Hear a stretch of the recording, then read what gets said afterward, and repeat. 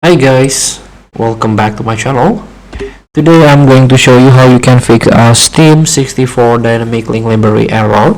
So if you encounter this error, usually because of this Steam underscore AP64 dynamic link library file is gone or read as a virus by your Windows Defender. In order to fix it, you can try to repair your Steam app. Don't forget, you have to install the Steam software from the official website, of course. And if you don't have, you can go to your game directory and try to search Steam if you purchase the game for Steam, of course. And here, what is Steam the underscore IP64 dynamic link library is missing error mean?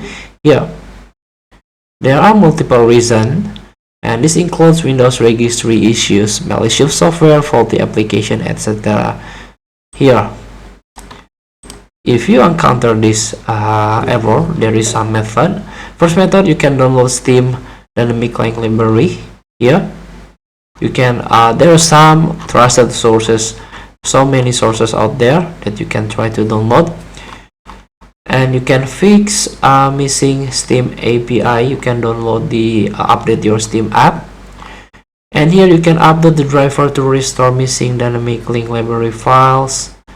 And of course, you can scan your PC for malware to fix Steam API 64 dynamic link library error. You can go through Windows Defender and try to scan it, and here you can run system file checker.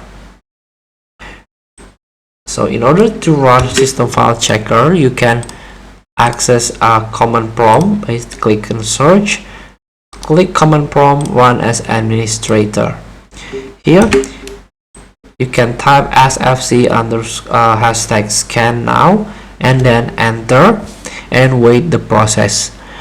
Feel free to try. Thank you for watching. Don't forget to comment, like, and subscribe, and click this button below. See you in the next video.